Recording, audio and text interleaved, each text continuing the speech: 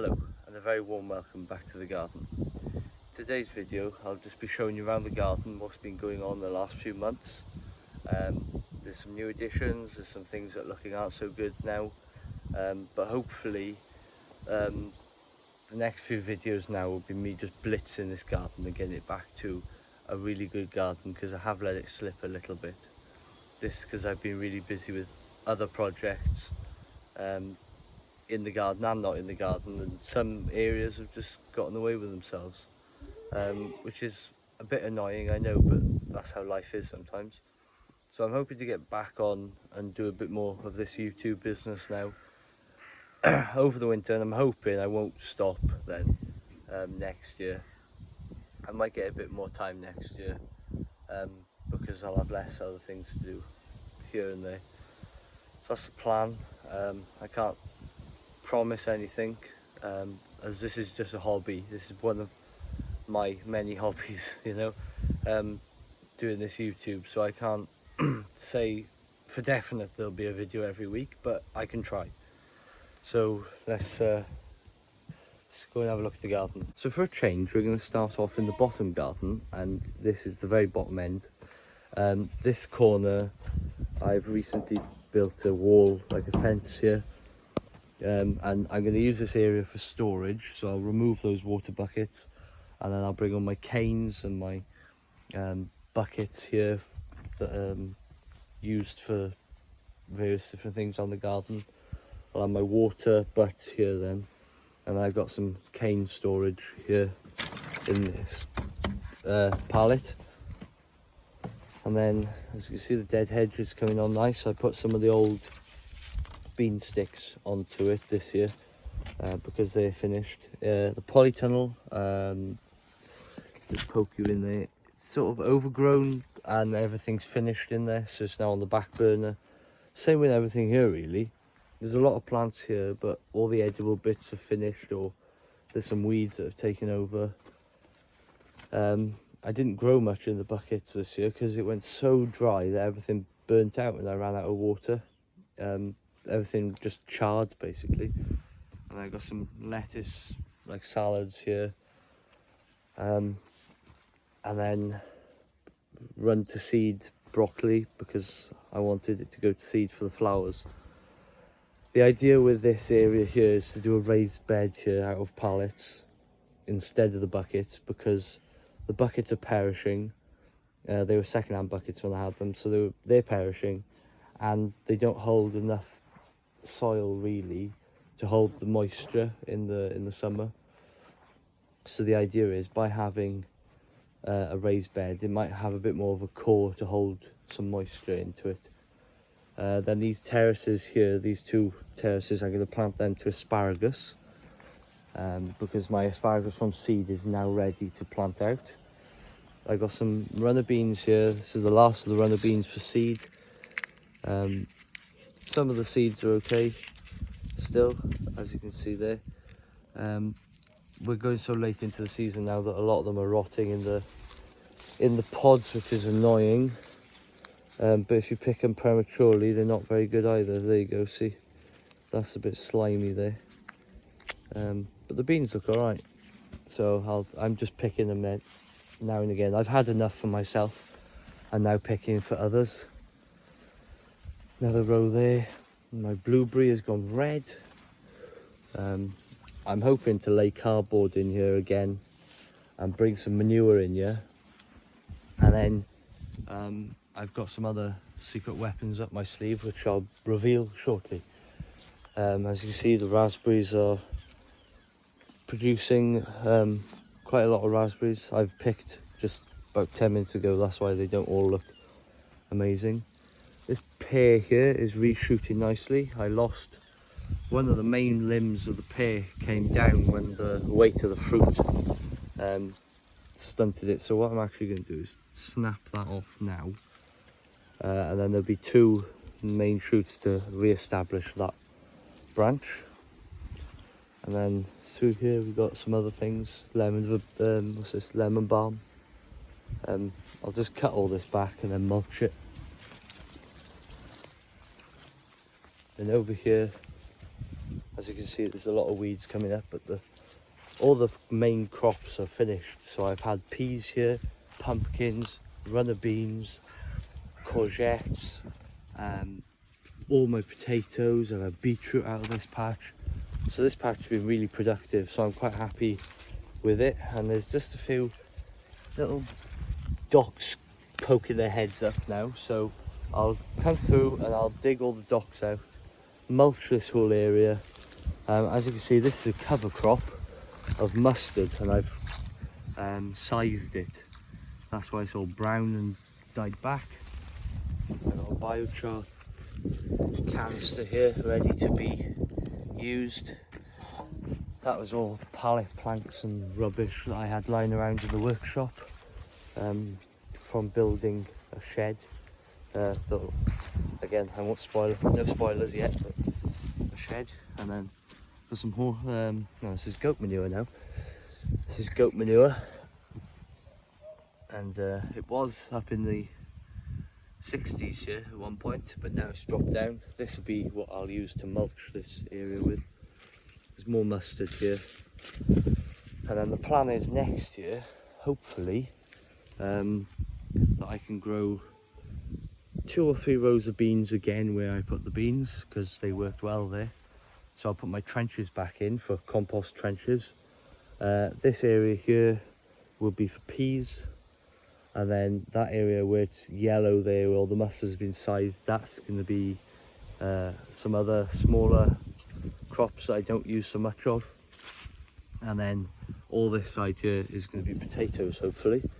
But they didn't do that well this year, so I might actually swap sides, that the potatoes grow here and my other things grow here. But we shall see. And then I've got a bit of a wild alleyway there, which I'm hoping to cut back and bring under a bit of order. Not too much order, but just enough that it's not an eyesore or hindering the garden with the nettles encroaching and shading the garden. So by giving that a bit of a trim back now, it should look a bit tidier and function better. And then obviously in the food forest itself, we've got a bit of overgrowing, so I'll have to sort that out. But hopefully everything will come back under order over the winter, ready for spring. So now let's go up and have a look at the top garden. So here we are in the top garden now. So I'll show you this side first, and then we'll go up and back down, and we'll do the polytunnel at the end. Got some cucumbers in here still cropping away. Some of them have gone a bit tough now that the weather's changed, but the goats are eating them fine, so I'm not too worried about them. This nasturtium, actually, all this patch in June was bare. I picked my potatoes in June, my first earlies, and all these nasturtiums came back up because I saved seeds from nasturtium here last year. Which is actually incredible. And I just left them grow for the bees, and I didn't have a use for this patch at the time. Now it looks like I've got no choice. Hopefully the frost will kick them back a bit, and if the frost doesn't, I'm sure the strimmer will do. I've got some sweet potatoes there to pick in this tunnel, and I'm hoping if I clean the tunnel this year, because it's gone a bit yellow, lost the algae for you. And then this herb border that I installed last year has got a few weeds coming up. As things have started to die back, I've noticed weeds under things, so I'll come through and clear all that out. We'll show you that end in the end. There's some nice beetroot here that I've harvested this morning. That's probably a good 300-400 grams, sorry. Definitely not kilos. But there's probably best part of, I'd say, 3 or 4 kilos in there. And then obviously some Welsh onions and some black currants that I've planted here. Hopefully I'm going to espalier them up the wall. Then I've got more. This is the herb border that I did a video on, but I've planted a josterberry in it this year, and I'm going to espalier that up my bottle greenhouse. Then up here I've got some bit of a wild corner again. I know a lot of them, but I'm hoping to clear this all back. There's some raspberries here actually, but I don't think I want them there anymore. So if I take a step back to give you a view, there is a bit of a slope here. I did try terracing it, but it doesn't work that well. I haven't got enough soil, so it's almost concave, whereas I'd rather a convex sort of style. What I mean by that is the bottom terrace is too wide and then the top ones are too narrow. I haven't got enough soil to terrace the top ones out more. But what I'm hoping to do is sort of knock the terraces back so it's just a natural form here, and plant willow here.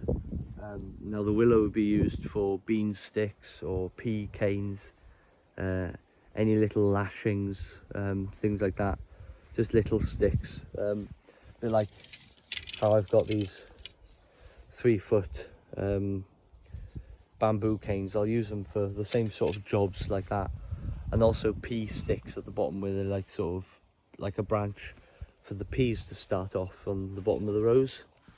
Around here I actually have had quite a lot of bad problems here with the soil being it dries out awfully bad in the summer, and I think the problem is we're currently under 1, 2, 3, 4, 5, 7 Leylandii trees, and they're just sucking up all the moisture. So I've put this buckwheat in as an experiment to see if the buckwheat would grow, and as you can see it's got quite a shallow root system here when they're meant to have quite a hard tap root. If I can get that in focus for you. Okay. So yeah, they're adding biomass to the soil. That's the main thing. So I'm hoping again. Hang on. I'm hoping to mulch all of this with a thick, and I mean a thick layer, like 8 inches of manure, and hopefully I can get up enough that the manure will hold enough moisture in the soil for the crops to grow. Then I got some strawberries here. These crops are all finished. There has been a lot of cropping actually, and it does look on camera, I'm looking through the lens here now, it does look quite a barren, like waste scrub patch, but the amount of crops that I've had off this whole garden actually has been really good this year. I'm quite happy. I'm not disappointed with the yields. Some things have fared worse than others, but that's just always the same with gardening, I suppose. I've got some beetroot left here. I haven't actually looked at these yet, so let's just pull one of these up. Oh yeah, look at that. That's not a bad size for winter storage, at least. There's another one here. That's a tidy size. This one here is damaged, so I'll chuck down to the goats, and then there's another good one there. I'll leave the others grow on a little longer, but there's 3 tidy ones. I know there's a few blemishes on them here, but what we tend to do with these larger ones is cut them up and roast them, which is really nice. And a bit of honey and herbs. And I got my oca here. Some willow cuttings, these will be going up in that corner. And then garlic here, freshly planted. I got my hardnecks here. 2 varieties of hardneck, 2 elephant garlic cloves. Then I've got all these garlics here, which are softneck. And yeah. And then what have we got here? These are overwintering onions. I believe these are from Real Seeds. Augusta, I think they are. I bought them last year, never grew them. I forgot to sow them last year, but I've sowed them this year. They do look quite thin, but I'm sure they'll be all right. And then here I've got some, these are Zabroon onions, which I have saved for seed. And then the onion itself has done these little sets on the bottom of it, so I thought I'd plant them to see what happens, whether I'd get just like a spring onion and eat the leaves, or whether I'll actually get a sizable bulb off of these. There's only one way to find out. Then I've also got every year I do this, not every year I succeed. I've got electric onion sets, and as you can see, they're just putting out roots now. So I'll tuck him back in quietly, put a bit of manure around by his side there. There we go. And there's about 40 of them here. I bought 50, but I chucked the bad ones. And I've got some Swedes here. Never had much success with Swedes, but this year they don't look too bad. I'm holding out my hopes. Then I got this is a second flush. There was my onions and my golden beetroot were in this bed, and then I harvested them, and I broadcast sowed. That was actually the last video. I broadcast sowed all these radishes that I had from Seeds to Suit and Seedsbeans seeds and various other different companies, but they were the ones I'd been gifted.